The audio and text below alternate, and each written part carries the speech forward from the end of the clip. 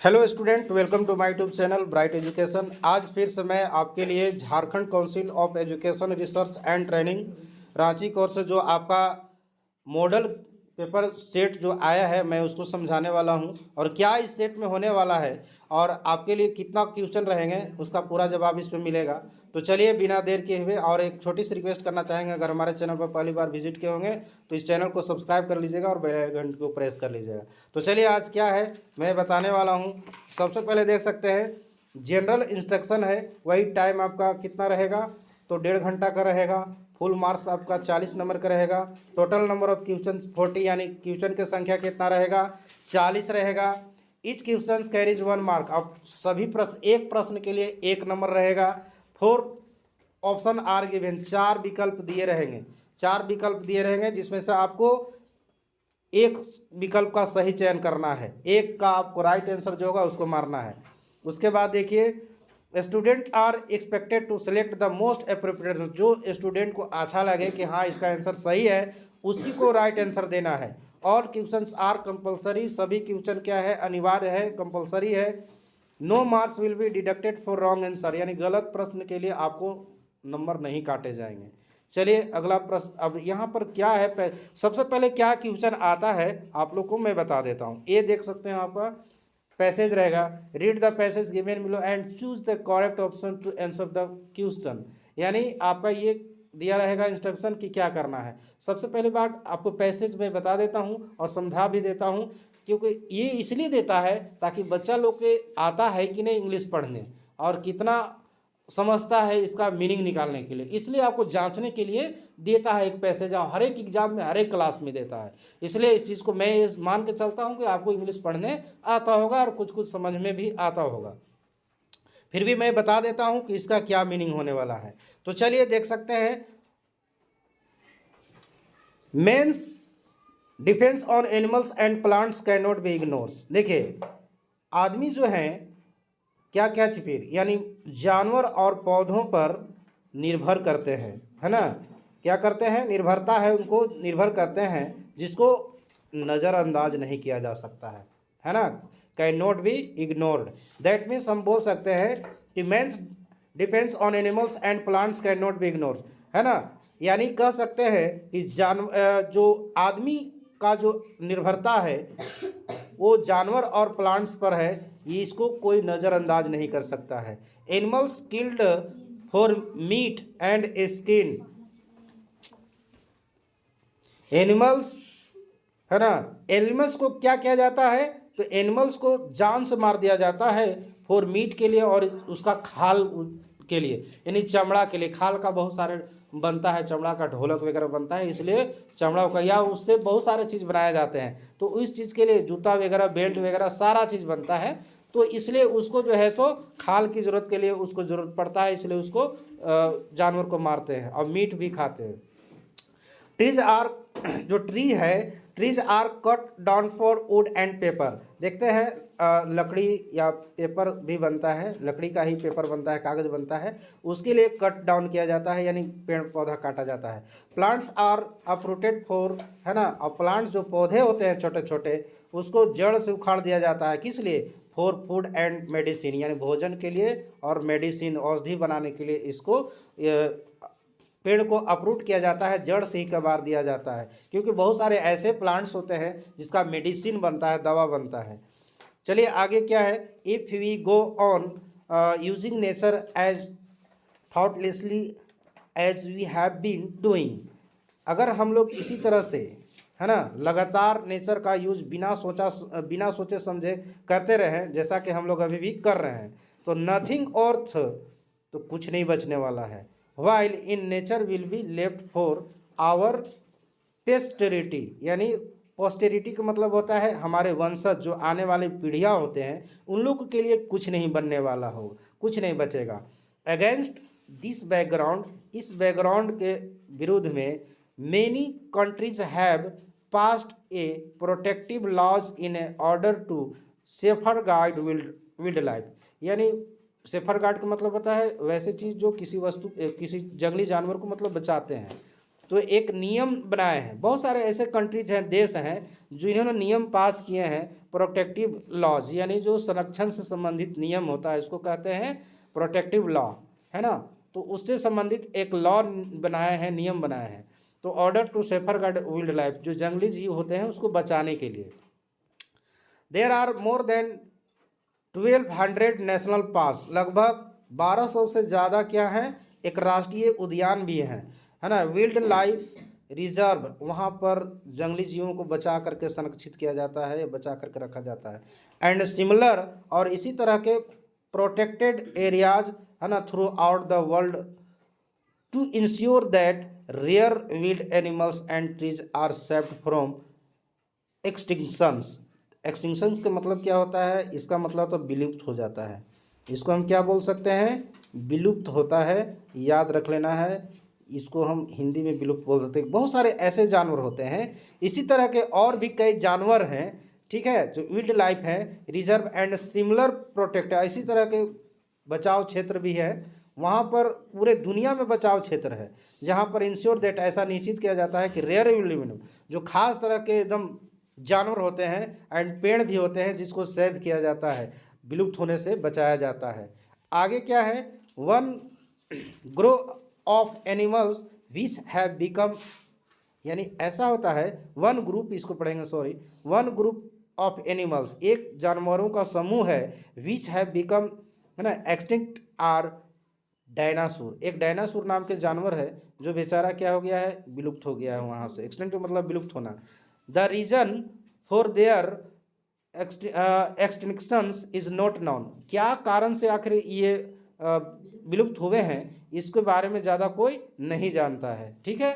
However, तो भी फिर भी, पीपुल गेस दैट, अनुमान लगाते हैं, लोग अनुमान लगाते हैं कि दिस इज बिकॉज, ऐसा इसलिए हुआ होगा कि द चेंज इन एनवायरनमेंट, हमको लगता है कि इन्वायरमेंट यानी जो पर्यावरण है, क्लाइमेट है, उसके बदलाव के कारण यहाँ पर जो है सो वो लोग वैनिस्ट हो चुके हैं, ख़त्म हो चुके हैं, या उसका विलुप्त हो गए हैं, है ना।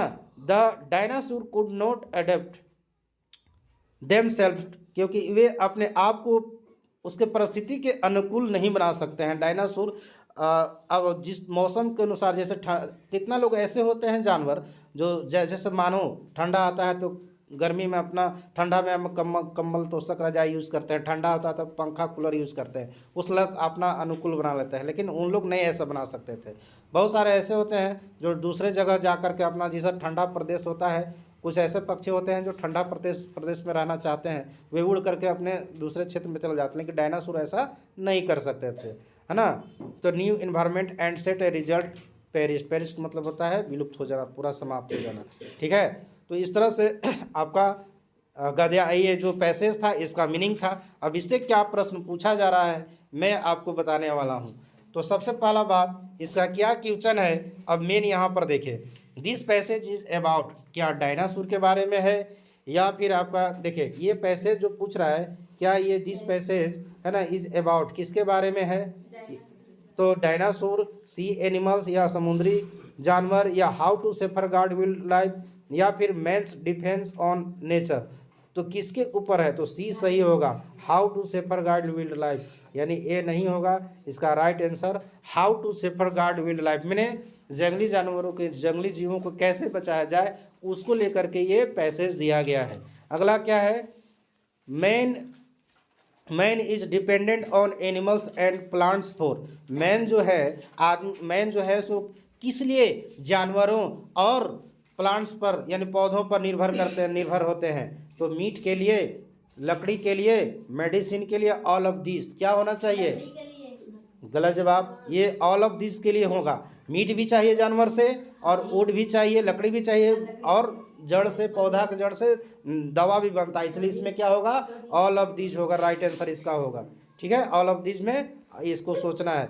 नेक्स्ट क्वेश्चन क्या है, चलिए कोई बात नहीं, होता है इतना तो कम से कम दिमाग काम कर रहा है। नेक्स्ट है आपका, what steps the countries have taken to safeguard wild life, यानी जंगली जीवों को बचाने के लिए देश क्या चीज़ मतलब कदम उठा रहे, कदम मैंने नया कदम ले रहे हैं, उठा रहे हैं। They have passed protective laws, या they have made a national park, या they have kept animals in a wild reserve, या फिर ऑल ऑफ द एबव। तो इसमें भी आपका क्या होने वाला है, थर्ड का जो ऑप्शन होगा, आप बताइए अपने सोच करके क्या होने वाला है। इसका भी ऑल ऑफ द एबव होगा, बिल्कुल। They have past protective law, यानी जीवन को बचाने से संबंधित लॉ भी प्रोड्यूस कर रहे हैं। They have made national park, इसके लिए नेशनल पार्क भी बना रहे हैं। They have kept animals in a wild, है ना, सेफ रिजर्व, कहीं संरक्षित जगह पर भी रखते हैं, इसलिए ऑल ऑफ द, इसका क्या राइट आंसर हो जाएगा, ये राइट आंसर आपका ऑल ऑफ द एबव होगा।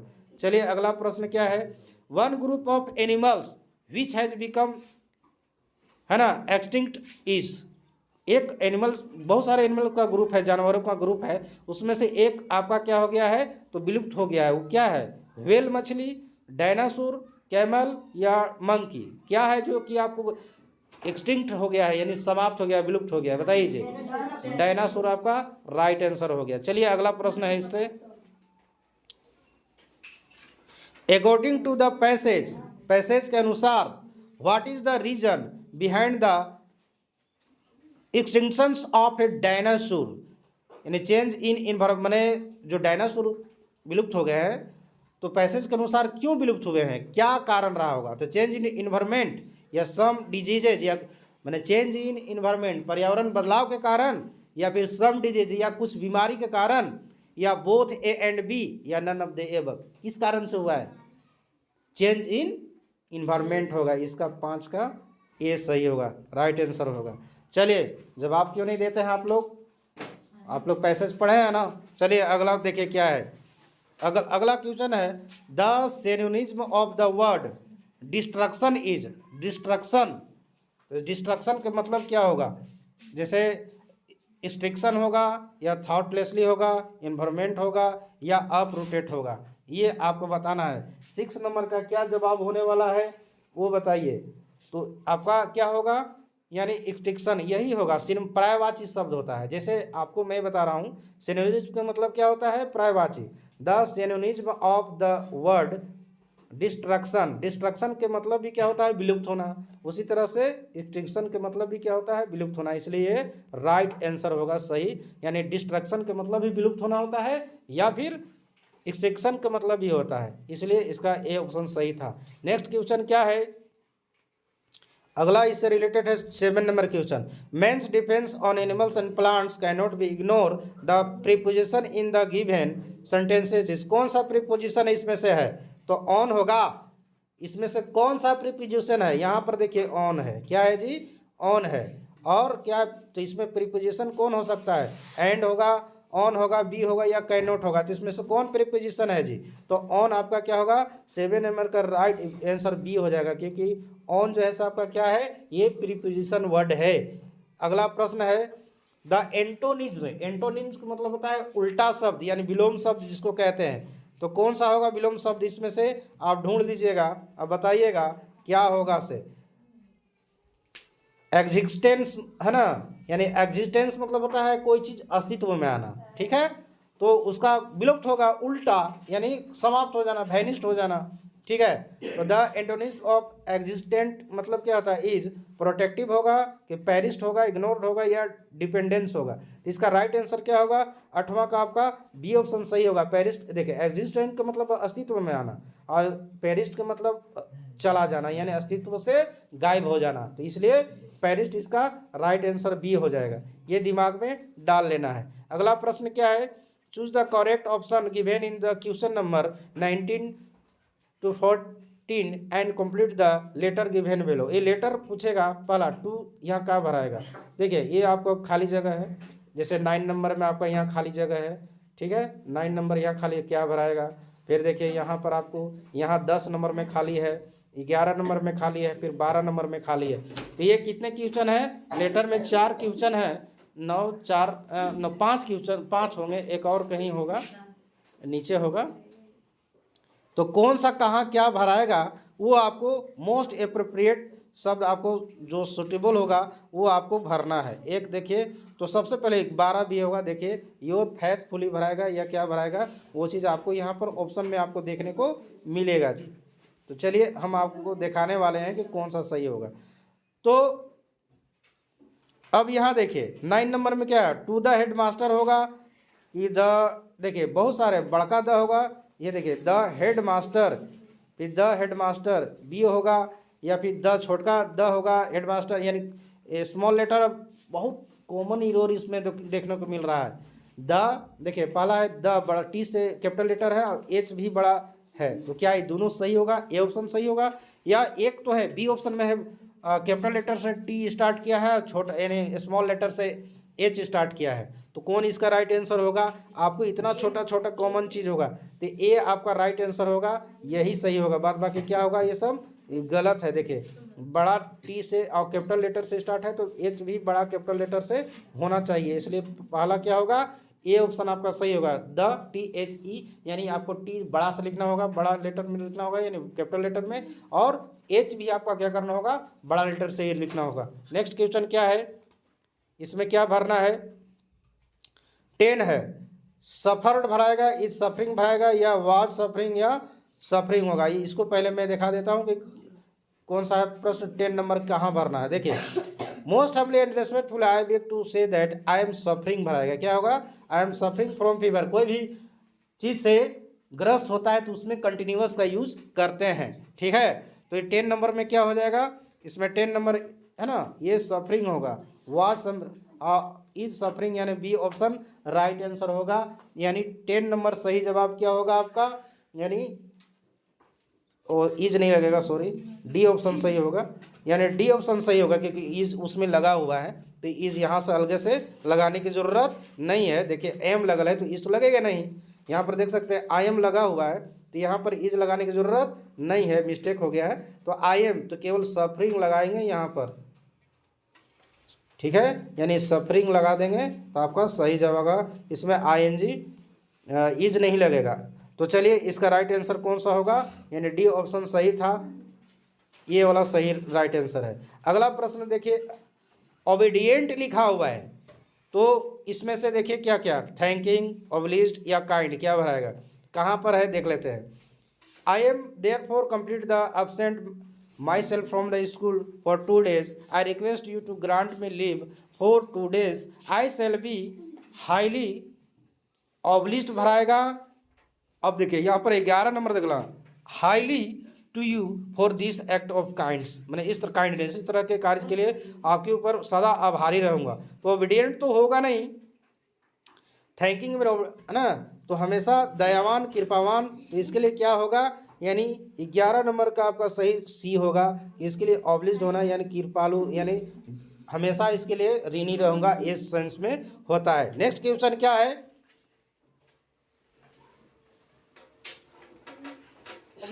राइट आंसर होगा। अब 12 क्वेश्चन क्या होगा वो देख लेना है कि क्या भराएगा। तो देखिए 12 नंबर में कहाँ क्या पर है, देखिए यहाँ 12 नंबर आपको लास्ट में है, थैंकिंग यू योर, उसके बाद 12 नंबर देखिए योर के बाद क्या भराएगा, किसके पास लेटर है, तो हेडमास्टर के पास है, तो क्या होता है, ओबीडिएंट होता है, आज्ञाकारी होता है। तो यहाँ पर ओबीडिएंट उम्मीद है दिया होगा ऑप्शन में, तो यहाँ पर क्या भरेंगे, ओबीडिएंट ही भराएगा। देख लीजिए ओबीडिएंटली, ठीक है, ओबीडिएंटली दे दिया है तो ओबीडिएंटली इसमें क्या कर देंगे, राइट आंसर मार देंगे, क्योंकि जो आपका आज्ञाकारी उसके बाद नाम दिया जाता है, ठीक है। ओबीडिएंट का मतलब क्या होता है, आज्ञाकारी, इसलिए ओबीडिएंट से ओबीडिएंटली भरा है। ओके, तो चलिए आपका क्या होगा, ओबीडिएंट का मतलब आज्ञा मानना होता है या आज्ञाकारी भी बोल सकते हैं। चलिए नेक्स्ट क्या है, अब ये देखिए यहाँ पर जो पूछा है बहुत ही आपको ग्रामर से, आप जो भी ग्रामर में पढ़े होंगे उससे आपका, आप कितना ग्रामर आपका मजबूत है आपको पता चल जाएगा यहाँ। तो चलिए ये अपने आप टिक मरा रहा है, माई ग्रैंड मदर, फिर है आपको वैकेंट, खाली जगह, रिक्त स्थान, me to a story last night. अब यहाँ बताइए लास्ट नाइट लगल है, लास्ट नाइट मतलब होता है पिछले रात, तो नहीं पता चल रहा है कि हमको पास्ट टेंस लगाना चाहिए, तो इसमें भरना है हैज टोल्ड होगा या टोल्ड होगा या टेल्स होगा या इज टेलिंग होगा। तो दो को तो काट दीजिए, टेल्स तो प्रेजेंट टेंस का होता है और इज टेलिंग प्रेजेंट कंटिन्यूअस, बच गया दो गो, तो ये प्रेजेंट परफेक्ट में होता है, तो लास्ट में क्या बच जाएगा, टोल्ड। तो my grand mother told me A story last night, ठीक है, हैज नहीं लगाएंगे क्योंकि हैज ये प्रेजेंट परफेक्ट टेंस का होता है, तो ये फिलहाल बीता हुआ, ये लास्ट नाइट की बात हो रहा है, तो लास्ट नाइट की जो ये पास्ट टेंस में चला जाता है, तो क्या होगा इसके लिए, टोल्ड आपका राइट आंसर होगा। टेल मीन्स क्या होता है, कहना, तो टोल्ड मीन्स क्या हो गया, कहना। तो माई ग्रैंड मदर्स, है ना, टोल्ड्स मी ए स्टोरी लास्ट नाइट, मेरी माता जो है, मेरी ग्रैंड मदर, मेरे माता बोल रहे हैं, दादी माँ जो है क्या कहे, एक कहानी मुझसे कहती है, कही है लास्ट नाइट। ठीक है, चलिए अगला प्रश्न क्या है। पैसिव वॉइस से, पैसिव वॉइस है और ये सभी बच्चे लोग पढ़ ही लेते हैं लगभग, तो मैं उम्मीद करता हूँ कि गलत नहीं होना चाहिए। The passive voice of someone has lost, नहीं, someone has stolen my book, इसका क्या पैसिव वॉइस होगा वो बताना है। तो सही राइट आंसर इसी में आपको चारों में से कोई है, आपको चूज करके केवल टिक मारना है। Someone has stolen my book is क्या होगा, my book has been stolen, या फिर my book has been stolen by him, तो ये तो गलत हो गया, हिम तो लगेगा नहीं, ही नहीं लगा है इसलिए गलत हो जाएगा। He has stolen my book, ये भी गलत हो जाएगा, और नन ऑफ दिस, तो ये भी गलत है। आपको राइट आंसर क्या होगा, तो book has been stolen by someone, अगर समवन किसी ने नहीं जब पता रहता है तो उसमें बाई का प्रयोग नहीं करना रहता है। ठीक है, तो इसलिए फर्स्ट ऑप्शन क्या होगा, राइट आंसर आपका 14 का यानी ए वाला हो जाएगा, यानी my book has been stolen, क्योंकि माई बुक को शुरू में लगा देना है, ये कहता है पैसिव वॉइस में पढ़े होंगे, उसके बाद हैज बीन का प्रयोग कर देंगे। ठीक है, क्योंकि ये प्रेजेंट परफेक्ट को क्या चीज़ में किया जाता है, तो प्रेजेंट परफेक्ट में चेंज कर दिया जाता है। चलिए पैसिव वॉइस में अब देखिए यहाँ पर अगला प्रश्न क्या है, रमन किसी का नाम है। ठीक है, रमन किसी का क्या नाम है, रमन खाली जगह, फिर है मैंने वैकेंट है, a letter when I inter his room, जब मैंने इसके रूम में घुसा तो एक पत्र लिख रहा था, तो का भराएगा, इसलिए लग रहा था रमन वाज, है ना, was writing a letter when entered his, जब मैंने पास्ट टेंस में, देखिए यहाँ पर आपका क्या है, इंटर्ड, यहाँ पर पास्ट टेंस है, V2 का यूज हुआ है यहाँ पर, तो इधर भी आपका क्या होना चाहिए, V2 का ही यूज होना चाहिए। तो चलिए क्या देख लेते हैं क्या होना चाहिए, रमन रोट ए लेटर, जी नहीं, कंटिन्यूअस में जब वो इंटर किया ना तो उस समय वो क्या कर रहा था, मैंने पत्र लिख रहा था, जैसे ही वो इंटर किया तो उस समय वो कोई काम कर रहा था, कंटिन्यूअस में होगा, तो कंटिन्यूअस चीज में क्या, वाज राइटिंग होगा कि इज राइटिंग होगा, ये दिखाना है। तो क्योंकि अभी बात हो रहा है, कुछ देर बाद हो रहा है, कुछ ये घटना जो है इससे पहले हो चुका है, जब ये बाद में ये कह रहा है कि ये जो बोल रहा है कि Raman was writing a letter, ठीक है, when I entered his room, जब मैंने उसका कमरा में घुसा तो वो क्या कर रहा था, राइटिंग, पत्र लिख रहा था, इस बात को बाद में बोला जा रहा है, ये पता चल रहा है। ठीक है, तो 15 क्वेश्चन का क्या हो जाएगा आपका, बी वाला सही राइट आंसर होगा, इसलिए वाज राइटिंग होगा, Raman was writing a letter when I entered his room, जब मैंने उसके कमरा में घुसा तो क्या कर रहा था, पत्र लिख रहा था, इसका राइट आंसर ये हो जाएगा जी। नेक्स्ट क्या है, कैसा क्वेश्चन पूछने वाला, 16 देखिए, it is very dangerous to enter में प्रवेश करना, यह बहुत ही खतरनाक होगा घुसने के लिए। अब खाली जगह द इनेमीज कैंप, एट भराएगा कि इनटू भराएगा कि इन भराएगा कि ऑन भराएगा।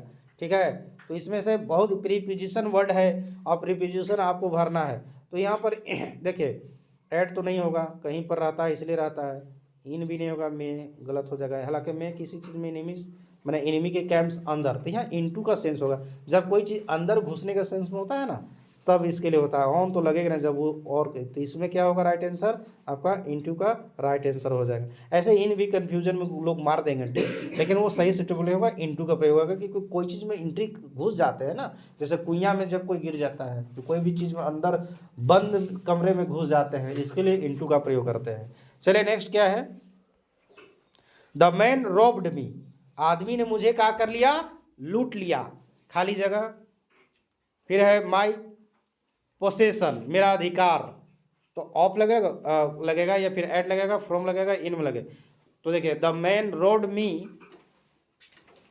ऑफ तो नहीं लगेगा, एट लगेगा, फ्रॉम लगेगा, इन लगेगा। 70 नंबर के क्वेश्चन क्या हो जाएगा आपका, ए ऑप्शन सही होगा, ऑफ लगेगा, ऑफ माई पोसेशन, खुद मतलब मेरा पोसेशन जो है ना, ये एक तरह रोब्ड मी ऑफ, ये फ्रेजल वर्ड है। ठीक है, इसलिए आपको यहाँ पर ऑफ लगेगा। नेक्स्ट क्वेश्चन क्या है, द इनडायरेक्ट स्पीच ऑफ, अब यहाँ पर कुछ नारेशन पढ़े होंगे तो इससे आ गया है, the indirect speech of the teacher said the sun rises in the east, इसका क्या होगा? In the indirect speech of the teacher said the sun rises in the east, ये सही है, ये सर यूनिवर्सल ट्रूथ है, इसलिए इसमें दैट लगा करके बाद में सब चीज़ वही रहने दीजिएगा। द टीचर सेड, शिक्षक ने कहा कि the sun rises in the east, present tense है कि प्रेजेंट टेंस में रहेगा, क्योंकि ये यूनिवर्सल ट्रूथ है, ये हमेशा इस बात सही है कि ये पूरब में ही क्या होता है, सूरज उगता है, इसलिए इसको ऐसा नहीं पास्ट टेंस में नहीं कह दीजिएगा कि सूरज जो है सो पास्ट टेंस में उगता था और अब दूसरा दिन उगने लगा, ऐसा तो नहीं होगा। इसलिए ये नरेशन बनाते समय ध्यान रखिएगा कि ये जो जिसमें केवल दैट लगा करके the teacher told me that, ये चेंज कर सकते हैं, टिल ये तो गलत हो जाएगा, टोल्ड कैसे लगा सकते हैं, यहाँ ऑब्जेक्ट है ही नहीं तो चेंज नहीं कर सकते हैं। The teacher asked me if, ये भी गलत हो जाएगा। उसके बाद द टीचर सेड दैट, हाँ इसमें ये थर्ड ऑप्शन सही होगा। द टीचर सेड दैट कि the sun rises in the east, ठीक है, तो कहिए कि यहाँ पास्ट टेंस में क्यों नहीं चेंज किए, ये यूनिवर्सल ट्रूथ है इसलिए इसको चेंज नहीं कर सकते हैं। चलिए अगला प्रश्न क्या है, the indirect speech of he said to me, he said to me, उसने मुझसे कहा कि I am writing a letter, हाँ इसको आपको बदलना पड़ेगा, इसके लिए नियम कानून जानना पड़ेगा थोड़ा बहुत। तो क्या है, ही टोल्ड मी, हाँ बिल्कुल ये ऑब्जेक्ट है इसमें, तो इसको टोल्ड में चेंज किया जा सकता है, दैट लग गया। उसके बाद फर्स्ट पर्सन सब्जेक्ट होना चाहिए, सब्जेक्ट ही है तो यहाँ ही लगाना चाहिए, तो इसमें तो ही नहीं है, नहीं यहाँ पर ही लगाना चाहिए तो है नहीं, तो इसमें भी नहीं होगा, इफ लगेगा नहीं। उसके बाद हाँ ये थर्ड ऑप्शन सही होगा, क्या होगा, ही टोल्ड मी दैट कि he was writing a letter, इसलिए आपका थर्ड ऑप्शन क्या होगा, सही होगा। नेक्स्ट क्वेश्चन क्या है, अब देखिए यहाँ पर कुछ मॉडल से आ गया है। 20 number question, you tell me why are you weeping, खाली जगह पहले ही है, must you tell me why are you weeping, मैंने कैन यू टेल मी या फिर मे यू टेल मी होगा या फिर शुड यू टेल मी, मैंने क्या आप मुझे बता सकते हैं कि व्हाई आर यू वीपिंग, आप क्यों रह रहे हैं, तो क्या होगा, मस्ट तो नहीं लगेगा, गलत है, ठीक है, कैन लगेगा, कैन यू टेल मी। अगर किसी से रिक्वेस्ट करते हैं तो मे का प्रयोग करो या शुड का प्रयोग करो, लेकिन कैन का प्रयोग लगा सकते हैं। यह इसका राइट आंसर जो होगा, आखिर किस अर्थ में ऐसा लगेगा मैं बताने वाला हूँ, 20 बी ऑप्शन सही होगा, कैन का प्रयोग कर दीजिए। यानी पूछेगा कि कैन यू टेल मी, क्या आप मुझे बता सकते हो कि व्हाई आर यू वीपिंग, तुम क्यों रो रहे हो, तो इसलिए कैन का सही जवाब होगा। मे का जो है संभावना व्यक्त करने के लिए किया जाता है और आज्ञा वगैरह लेने के लिए, तो हालांकि यहाँ पर प्लीज़ वगैरह घुसा देते तो उसमें लग सकता था, मे भी लगाते तो चलता, लेकिन फिलहाल यहाँ पर कैन का सही राइट आंसर होगा। अगला प्रश्न है द पैसिव वॉइस ऑफ, अब फिर से देखिए पैसिव वॉइस पूछ दिया है, क्या है, the passive voice of, the passive voice of we are playing cricket, we are playing cricket का पैसिव वॉइस क्या होगा, cricket is played by us या क्रिकेट वाज, देखिए आर लगा है तो इज लग जाएगा, क्रिकेट इज प्लेड बाय अस, इसका फर्स्ट ऑप्शन क्या होगा, वाज प्लेड बाय अस होगा, या फिर क्रिकेट इज बेइंग प्लेड, तो देखिए कंटिन्यूअस है ना जी, we are playing cricket continuous है तो बेइंग का प्रयोग तो होगा ही, ठीक है, इसलिए इसमें कौन में बेइंग लगा हुआ है, तो cricket is being played by अस, इसलिए आपको सी ऑप्शन इसका राइट होगा। क्यों राइट होगा, क्योंकि देखिए वी आर प्लेइंग क्रिकेट, इसमें कंटिन्यूअस है तो कंटिन्यूअस में बेइंग का प्रयोग होता है ना, तो इसलिए ये क्या हो जाएगा, ये राइट आंसर हो जाएगा, यानी cricket is being played by अस हो जाएगा। नेक्स्ट क्या है, चलिए आगे मैं बताने वाला हूँ, बिसाइड्स, फिर वैकेंट खाली जगह, व्हेन दे आर हंग्री, तो बिसाइड्स क्राइंग होगा, क्राई होगा, क्राइज होगा या क्राइड होगा, प्रेजेंट से बनेगा या कंटिन्यूअस होगा या केवल क्राई लगेगा या कैन पास्ट टेंस होगा, इस चारों में से बताना है।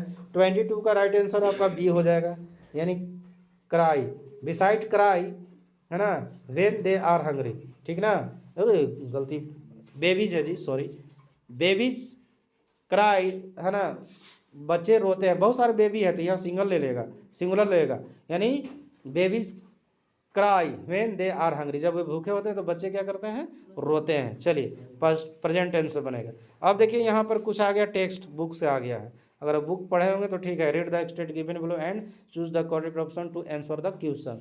तो आजकल के ज़माना में बहुत कम ऐसे बच्चे हैं जो बुक पढ़ते हैं, क्योंकि इंग्लिश स्कूल में भी कितना पढ़ाई होता है सरकारी विद्यालय में, और सरकारी विद्यालय में टीचर की कमी है, साथ ही साथ बच्चे भी स्कूल जाना नहीं चाहते हैं। चलिए किसका दोष रहा है, ये दोनों का दोष होता है। चलिए अगला प्रश्न, इसमें क्या है, एंड देखिए, and being faint with fasting for the day was almost done, he asked her from her store of cakes to give him a single one। अब यहाँ पर छोटा सा आपका क्या पैसेज टाइप के दे दिया, एक्सट्रैक्ट दे दिया है, पद दे दिया है, और उसी में से कुछ पूछेगा question. The given lines are from the poem, बताइए ये कहाँ से लाइन लिया गया है। The given lines are from the poem, किस पोएम से है, द रेन ऑफ द रूप, या देखिए, या फिर a legend of the northland, the lake इल्से ऑफ इंस्फ्री, या द रोड नॉट टेकन। तो कहाँ से होगा, and being faint with the fasting for the day was almost done, he asked her from the store of cakes to given in the single one. अब यहाँ जब तक आप पूरा कविता इसको याद नहीं किए होंगे तब तक आपसे पकड़ाएगा नहीं, लेकिन मैं आपको बता दे रहा हूँ बी ऑप्शन का इसका राइट आंसर होगा, यानी a legend of the northland से आपका ये पोएम लिया गया है line. These lines are composed by, अब इसका पोएट का नाम याद होना चाहिए, कवि का नाम याद होना चाहिए।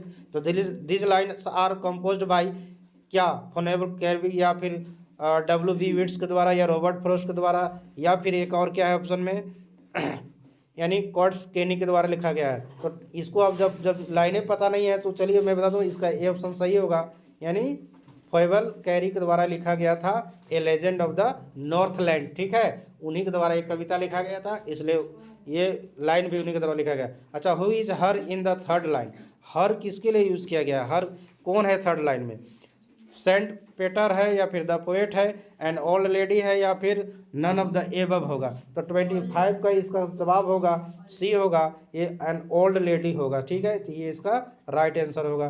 नेक्स्ट क्वेश्चन देख लीजिए क्या है, choose the correct option and answer the following question, है ना। मार्गी, चलिए ये तो पढ़े होंगे स्टोरी, अगर कुछ कुछ पढ़े होंगे तो ठीक है, नहीं पढ़े होंगे तो कोई बात नहीं है। चलिए फिर आप मैं बता देता हूँ, बहुत सारे बच्चे पढ़ते भी हैं, बहुत सारे नहीं भी पढ़ पाते हैं, तो जो पढ़े होंगे उनके लिए ठीक है, जो नहीं पढ़े होंगे उनके लिए भी ठीक है।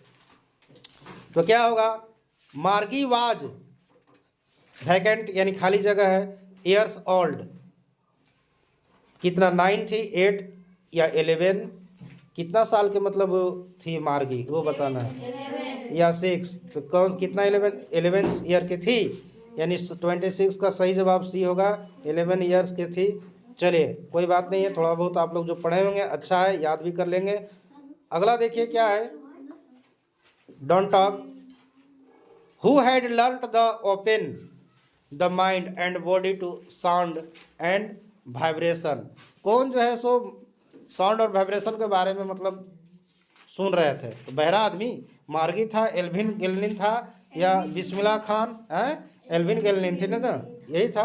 Who had learned the open the mind and body to sound and vibration के द्वारा वो सीख रहा था, तो एल्विन गेलिन बेचारा बहिर थी ना, कान से डेफ थी, तो वही सुनती थी, चलिए वही वाइब्रेट के द्वारा सब संगीत सुनती थी या सीखती थी। The musical instrument which the emperor, है ना, औरंगजेब बैंड वाज, तो पुंगी बंद कर दिया था औरंगजेब, या फिर शहनाई, या फ्लूट, फ्लूट का मतलब होता है बांसुरी, या तबला, क्या चीज़ इसका राइट आंसर होगा, 28 का ये होगा, नहीं पुंगी बंद कर चुका था, 28 का क्या होगा, ये राइट आंसर होगा। अगला प्रश्न देख लीजिए क्या है, ये बुक से है, during the second world war, मैंने दूसरे विश्व युद्ध के समय, was of which thing a sudden demand, है ना, इरप्टेड इन द मार्केट, अचानक जो है सो बाजार में किस चीज़ का मांग जो इंटरप्टेड हो गया था, यानी पोपी सीड्स, या टैमरिन सीड्स, या कोरिएंडर, या फिर मिंट, कौन सा सीड का सबसे ज़्यादा मतलब ये हो गया था, है ना, बताइए, इंटरप्टेड हो गया था। दैट मीन्स इसका राइट आंसर बी हो जाएगा, यानी ट्रेमेंट सीड्स का ये हो गया था ना। चलिए नेक्स्ट क्या होगा, the poem wind is composed bye, जो पोएम है विंड वो किसके द्वारा लिखा गया है, यानी विक्रम सेठ, या सुब्रमण्यम भारती, या कैथरीन मैन्सफील्ड, या फिर एडवर्ड लियर, किसके द्वारा लिखा गया है तो इसका राइट आंसर क्या हो जाएगा, 30 का आपका बी ऑप्शन राइट आंसर हो जाएगा, यानी सुब्रमण्यम भारती के द्वारा लिखा गया है। नेक्स्ट क्या है, जेनुलाबिद, क्या है, जना, हाँ जेनुला अबदीन वाज कलाम्स, कलाम्स का कौन था जलालुद्दीन? मदर, फादर, टीचर या नन ऑफ दीज होगा? 31 का आपका बी ऑप्शन सही होगा, तो फादर जी थे। नेक्स्ट क्या होगा आपका? The only women in the world who had scaled empty Everest twist was, जो भारतीय जो the only women in the world, दुनिया में एक औरत थी जो दोबारा मतलब एवरेस्ट पर चढ़ गई थी, है ना? तो कौन थी? संतोष यादव कि संतोष कुमार, एल्विन गैलनी थी या नन ऑफ बेबी? संतोष यादव राइट आंसर सही होगा 32 का, यानी ए होगा। The name of the little girl was, छोटी लड़की का क्या नाम था? कैजा, संतोष यादव, एल्विन गैलनी या मार्गी? मार्गी नाम था। 33 का क्या होगा? 33 का नहीं जी, आपका केजिया नाम था, वहाँ से मत समझ आइए, ठीक है? हाँ, ये कोई कहानी है, उसमें छोटी लड़की है, उसका नाम था। अगला बताइए, the child went to the fair with, ये किसके साथ बच्ची जो है सो फेयर में मेला में गई थी? सेकेंड बुक से है ये। पेरेंट्स के साथ गई थी ना। चलिए अगला बताइए। 35 है, who could wave out endless stories and aqueducts, क्या होगा? प्रशांत यानी प्रशांत होगा या प्रंजोल होगा या आई श्रवण होगा या फिर लास्ट एक ऑप्शन अब्दुल कलाम। इसका राइट आंसर कौन होगा 35 का? इसका मैं बता देता हूँ, सी ऑप्शन सही होगा, यानी आई श्रवण, ठीक है। अगला इसका क्या प्रश्न है? From whom had the grandfather bought to Toto, माने फ्रॉम हुम किसके लिए, ठीक है? नहीं, किससे होगा? From whom had the grandfather bot टोटो, टोटो किससे खरीदा था? द स्टेशन मास्टर से, ए फ्रेंड से, या ये टोंगा ड्राइवर से, या नन ऑफ दिस? टोटो कहाँ से खरीदा? टोटो क्या होता है? छोटा सा टोटो समझते हैं ना, एक होता है टेम्पो की तरह छोटा सा होता है गाड़ी टोटो, ठीक ना, उसमें 2-4 आदमी बैठ के जाते हैं कहीं। तो इसका क्या होगा राइट आंसर? 36 का सी हो जाएगा, ठीक है, यानी ये टोंगा ड्राइवर से खरीद लेता। अच्छा, who grave fat like a street side second build, second यानी कौन ऐसा हो गया था बहुत मोटा हो चुका था? तो गुरु साहब या फिर डिस्पल या गोल्ड स्मिथ या बेगर, कौन ऐसा हो गया था? तो ये बी ऑप्शन राइट ऑप्शन है ना, डिस्पल हो गया था ऐसा। नेक्स्ट क्या होगा आपका? The statue of the happy princess was covered with, जो स्टैचू था, जो मूर्ति था हैप्पी प्रिंस का, वो क्या चीज़ से ढक दिया था? गोल्ड से या सिल्वर से, आयरन से या ब्रास से? 38 का बताइए राइट आंसर क्या होगा? तो ए ऑप्शन होगा, गोल्ड से, सोना से ये उसका कवर किया था, रंग चढ़ाया हुआ था उसका। चलिए अगला प्रश्न क्या है? What was Behram's dream, Behram's का क्या ड्रीम था? To earn money, to become a doctor, या टू गो अबॉर्ड, या टू पेंट ए मास्टरपीस? क्या इसका राइट आंसर होगा? 39 का आपका डी ऑप्शन सही होगा, टू पेंट ए मास्टरपीस होगा। इसमें अपने आप ठीक क्यों मरा रहा है, ठीक है। उसके बाद Ersama is a small town in, Ersama कहाँ है? एक छोटा सा शहर है, कहाँ पर है? तो महाराष्ट्र में है, रांची, बिहार या उड़ीसा? बताइए, अरसमा इज ए स्मॉल टाउन किस जगह का है? रांची का है, बिहार का, उड़ीसा का है? जी नहीं, रांची का बिल्कुल नहीं हो सकता है। चलिए नहीं, उड़ीसा जगह है, उड़ीसा जगह का एक राज्य, उड़ीसा राज्य भुवनेश्वर, वहीं में एक छोटा सा टाउन है, वहीं का नाम है ना, इरसमा, ठीक है।